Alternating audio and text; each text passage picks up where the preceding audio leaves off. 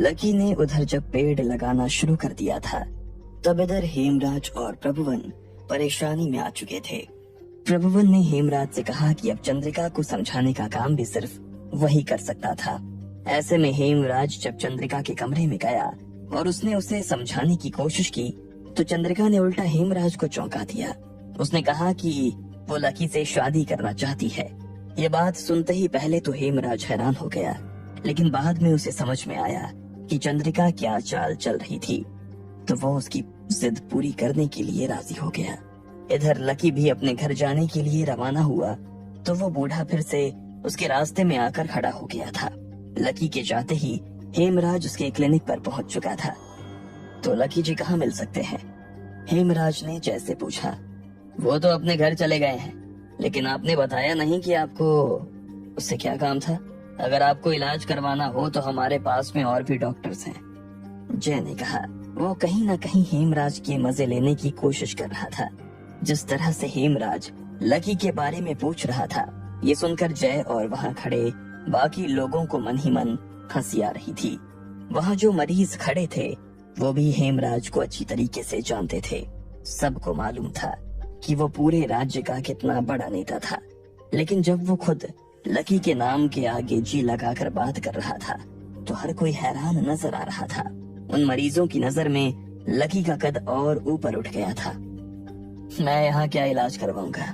मेरे खुद के 2 हॉस्पिटल्स हैं, मुझे तो उनसे बस कुछ जरूरी बात करनी थी। हेमराज ने कहा। आप मुझे बता सकते हैं, मैं आपकी बात उन तक पहुँचा दूंगा। जय ने कहा। कोई जरूरत नहीं है, मैं खुद उनसे उनके घर जाकर मिलाऊंगा। हेमराज ने कहा और वहाँ से निकल गया।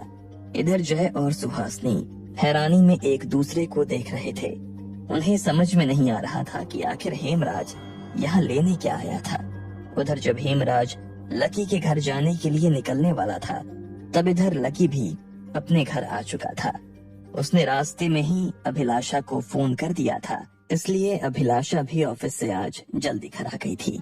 जैसे ही लकी अपने घर पहुंचा, तो उसने देखा कि वहाँ पर अभिलाषा, दशरथ, निशांत और कुमारी पहले से बैठे हुए हैं। लकी घर में आया और उसने अभिलाषा और दशरथ के पैर छू लिए। बेटा, ये सब क्या हो रहा है? ये चंद्रिका और प्रभुवन कौन है? दशरथ ने घबराते हुए पूछा। अरे कुछ नहीं है पापा, मुझे मारने के लिए आए थे, उल्टा मुझसे माफी मांग कर गए, लकी ने कहा और अपनी बात पर मुस्कुराने लगा। हाँ, लेकिन हुआ क्या था? अभिलाषा ने पूछा तो लकी ने अभिलाषा और वहाँ खड़े हुए सारे लोगों को पूरा वाकया सुना दिया। पूरा वाकया सुनते ही सब लोग हैरान हो गए थे और मन ही मन घबरा भी रहे थे, लेकिन लकी ने उन्हें शांत करवाते हुए कहा, आप लोगों को चिंता करने की जरूरत नहीं है। मैंने इस बार उनका ऐसा इलाज किया है कि वो कभी मुड़कर मेरे या मेरे परिवार की तरफ देखेंगे भी नहीं। बेटा, तू ऐसे क्यों पंगे लेते रहता है? तुझे क्या मतलब है इन सब चीजों से? हमारा परिवार बिजनेस वालों का परिवार है, तुझे पता है ना, हम लोग राजनीति से दूर रहते हैं। दादाजी को ये सब पता चलेगा तो वो तुझसे बहुत नाराज होंगे।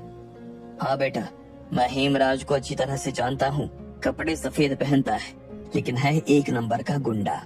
उस आदमी के मुंह लगने की हमें कोई जरूरत नहीं है। दशरथ ने कहा। पापा, आप इससे पहले कि लकी अपनी बात पूरी कर पाता, इतने में उसका फोन बजने लगा। उसने देखा कि किसी अनजान नंबर से फोन आ रहा था। हेलो, लकी ने फोन उठाते ही कहा। हेलो, लकी अग्रवाल जी बात कर रहे हैं? हाँ जी, आप कौन बोल रहे हैं? नमस्ते सर, मैं सूरज शक्ति पार्टी का प्रेसिडेंट टिपेंद्र लाल बोल रहा हूँ, दिल्ली से। सर, मैंने आपका सुबह वाला वीडियो देखा जिसमें आपने हेमराज जी के बच्चों की खाट खड़ी कर दी थी। अरे मालिक, आप क्या जबरदस्त आदमी हो, चोट भी दे दी और निशान भी नहीं छोड़ा, मजा आ गया। आपकी काम करने का तरीका मुझे बहुत अच्छा लगा। मैं आपको अपनी तरफ से एक ऑफर देना चाहता हूँ। क्या आप हेमराज के खिलाफ चुनाव लड़ेंगे? देखिए, आपकी जीत तो पक्की ही है और हमारी सरकार बनना भी तय है। ऐसे में जैसे ही आप जीतेंगे तो हम आपको होम मिनिस्टर भी बना देंगे, और अगर आप कहेंगे तो। टिपेंद्र जी, मेरी बात सुनिए, मुझे माफ कीजिए, लेकिन मैंने जो कुछ उन दोनों के साथ किया वो टिकट पाने के लिए नहीं किया है। मैं व्यापारियों के परिवार से आता हूँ और चुनाव लड़ने और राजनीति करने में मेरी कोई दिलचस्पी नहीं है। हाँ, मैं समाज के लिए सेवा करने का काम करता रहता हूँ, लेकिन माफ करना, मुझे किसी सरकार में कोई मंत्री नहीं बनना है, लकी ने कहा। उसकी बात सुनते ही अभिलाषा और दशरथ एक दूसरे को देखने लगे। इधर कुमारी और निशांत भी हैरानी से एक दूसरे को देख रहे थे। सर चुनाव मत लड़िए, लेकिन कम से कम हमारी पार्टी को सपोर्ट तो कर दीजिए। एक और वीडियो बना दीजिए ना, और उसमें ये कहना कि टिपेंद्र जी की पार्टी सबसे बेस्ट। इससे पहले कि वो आगे कुछ कह पाता, लकी ने फोन काट दिया और मुस्कुराने लगा। इसके बाद उसने अभिलाषा की तरफ देखते हुए कहा, मैं चुनाव नहीं लड़ना चाहता हूँ माँ, पर आगे से कोई टिकट लाकर देने लगे तो मैं क्या करूँ? सही बात है चाची, जो भी हुआ उसमें भैया की कोई गलती नहीं है। अब भाभी के हॉस्टल के बाहर कोई दूसरी बिल्डिंग बनाएगा तो भैया को तो गुस्सा आएगा ही ना। हाँ चाची, वैसे भी आपको लकी की चिंता करने की जरूरत नहीं है। ये ऐसे ही 100 हेमराजों को अपनी जेब में लेकर घूमने वालों में से है। कुमारी और निशांत ने बारी बारी से कहा। उन दोनों की बात सुनकर कहीं अभिलाषा और दशरथ के कलेजे को ठंडक पहुंची। वो किसी भी हाल में लकी को राजनीति के करीब नहीं जाने देना चाहते थे। देख लकी, जो हो गया सो हो गया, लेकिन हेमराज का बड़े बड़े मंत्रियों के साथ में उठना बैठना है। ऐसे में हमें ऐसी कोई हरकत नहीं करनी है जिसकी वजह से उसे ऐसा लगे कि हम उसे उकसा रहे हैं। भले ही हमारी पहुंच बहुत ऊपर तक है, लेकिन नेता लोग किसी के सगे नहीं होते हैं, इसलिए चुपचाप अपना काम करते रहो और आगे बढ़ते रहो, दशरथ ने कहा। लकी ने उसकी बात पर मुस्कुराते हुए हाँ में सिर हिला दिया। चल तू नहा ले, मैं खाना लगवा देती हूँ। ये दोनों भी कब से तेरे ही इंतजार में बैठे हुए हैं, अभिलाषा ने कहा।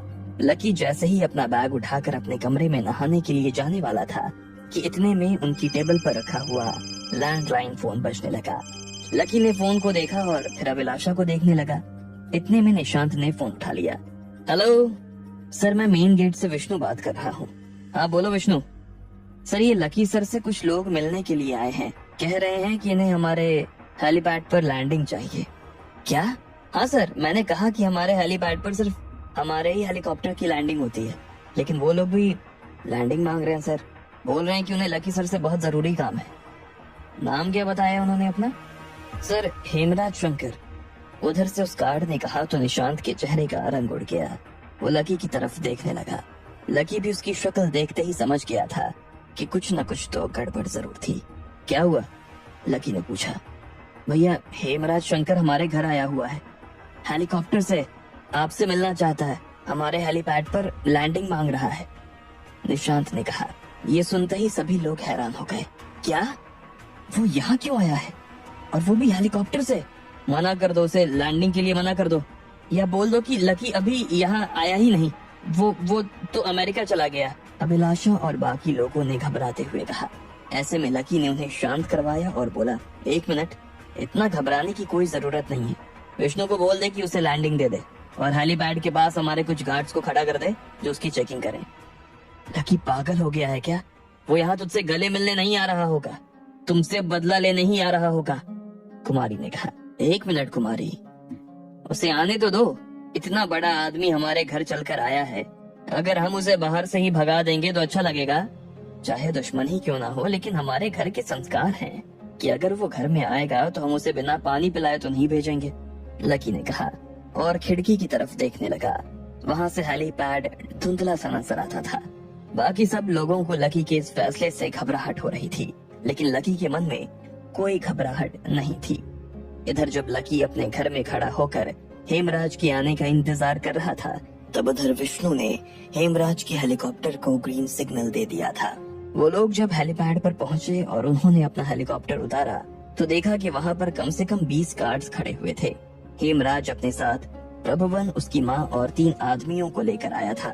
गार्ड्स ने आते ही उन लोगों की तलाशी लेनी शुरू कर दी। सबसे पहले उन लोगों ने हेमराज के साथ आए हुए आदमियों की बंदूकें उनके हेलीकॉप्टर में रखवा दी, लेकिन वो प्रभुवन की छोटी सी बंदूक को नहीं ढूंढ पाए जो उसने अपने मोटे से मोजे के अंदर छिपा रखी थी।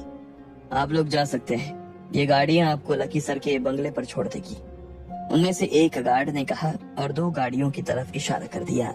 हेमराज और प्रभुवन ने जब लकी के उस आलीशान एम्पायर को देखा तो देखते ही रह गए। उनके पास इतनी जमीन थी कि उस जमीन में आराम से हेमराज के 100 बंगले खड़े हो सकते थे। वो लोग गाड़ी में बैठकर अग्रवाल परिवार के लंबे चौड़े घर को देखते जा रहे थे। अगर लकी ने हाँ कर दी तो हमारी चंद्रिका के तो भाग ही खुल जाएंगे, हेमराज की बीवी ने कहा। हाँ कर दी क्या होता है, उसे हाँ करनी पड़ेगी। मेरी बहन जैसी लड़की उसे ढूंढने पर भी नहीं मिलेगी। प्रभुवन ने कहा। वो भी देख पा रहा था कि एक बार अगर चंद्रिका की शादी लकी से हो गई तो उसे मुख्यमंत्री बनने से कोई नहीं रोक सकता था। हेमराज भी कहीं न कहीं यही ख्वाब देख रहा था। उधर जब वो लोग ये सब सपने देख रहे थे तब इधर दशरथ और निशांत स्टोर रूम में से बंदूकें लेकर आ गए थे और उन्हें सोफे के नीचे छिपा दिया था। अरे इसकी क्या जरूरत है, लकी ने कहा। जरूरत पड़ सकती है, हमें पता थोड़ी है कि वो यहाँ क्या लेने आ रहे हैं, दशरथ ने कहा। अब इससे पहले कि लकी उनसे आगे कुछ कह पाता, इतने में हेमराज और उसके आदमियों की गाड़ी लकी के घर के आगे आकर रुक गई थी। अभिलाषा भले ही थोड़ा सा घबरा रही थी, लेकिन कुमारी ने उसके पास खड़े होकर उसके कंधे पर हाथ फेरना शुरू कर दिया था। जैसे ही गाड़ी का दरवाजा खुला तो सबसे पहले हेमराज बाहर निकला। लंबा चौड़ा सा हेमराज दिखने में बहुत खतरनाक लग रहा था। मोटी चमड़ी, माथे पर टीका, गले में ढेर सारा सोना और चेहरे पर भारी दाढ़ी। उसके पीछे उसकी बीवी और प्रभुवन भी चले आ रहे थे। लकी ने जब उन लोगों के साथ में प्रभुवन को देखा तो वो हैरान हो गया। वो लोग सीधा दरवाजे पर आए और घंटी बजा दी। इतने में नौकर आगे गया और उसने दरवाजा खोल दिया। दरवाजा खुलते ही हेमराज की नजर लकी से और लकी की नजर हेमराज से मिली। इतने में प्रभुवन हेमराज के पास आया और बोला, यही है लकी। हेमराज ने लकी को देखा और फिर दशरथ और अभिलाषा की तरफ देखते हुए बोला, नमस्ते भैया। नमस्ते भाभी जी। उसका नमस्ते सुनते ही अभिलाषा और दशरथ को बहुत अजीब लगा। नमस्ते, उन दोनों ने कहा। उसके बाद हेमराज और उसका परिवार कुछ देर तक दरवाजे पर ही खड़ा रहा। ना अभिलाषा ने उन्हें बैठने के लिए कहा और ना ही दशरथ ने। आप खड़े क्यों हैं? बैठिए ना, अंदर से पानी लेकर आओ, लकी ने कहा और हेमराज और उसका परिवार सोफे पर बैठ गया। लकी और उसके घर वाले भी उनके सामने बैठ गए। इतने में लकी का नौकर पानी लेकर आया और उन सभी को पानी पिला दिया। पानी पीने के बाद हेमराज को जब उसकी बीवी ने आगे बात करने के लिए इशारा किया तो हेमराज ने कहा, लकी जी, दशरथ भाई साहब, देखिए आज सुबह जो कुछ हुआ और मेरे बच्चों ने लकी जी के साथ जो करने की कोशिश की उसके लिए मैं माफी चाहता हूँ। गर्म खून है, नाम बनाने की जिद है, तो ऐसे में जल्दबाजी में ये लोग भूल गए कि किससे बात कर रहे हैं और क्या बात कर रहे हैं। दोनों बच्चों को इस चीज की बहुत शर्मिंदगी है। चंद्रिका तो इतनी परेशान है कि कमरे से बाहर तक नहीं आ रही, लेकिन मैंने उससे बात करने की कोशिश की तो वो लकी जी आपकी बहुत तारीफ कर रही थी। कह रही थी कि उसने अपनी जिंदगी में कभी आपके जैसा आदमी नहीं देखा और वो आपसे बहुत कुछ सीखना चाहती है। ऐसे में दशरथ भाई साहब, हम अपनी बच्ची चंद्रिका का रिश्ता आपके बेटे लकी जी के लिए लेकर आए हैं। जैसे ही हेमराज ने ये कहा, लकी और उसका परिवार हैरानी में एक दूसरे को देखने लगा। अब आगे क्या होने वाला था? क्या लकी और उसका परिवार इस रिश्ते के लिए हाँ करेगा? आपको क्या लगता है? क्या होंगे इन सभी सवालों के जवाब? कमेंट बॉक्स में कमेंट करके हमें जरूर बताएं और सभी सवालों के जवाब को जानने के लिए सुनते रहिए इंस्टा मिली नियर सेल्फ पॉकेट एफएम पर।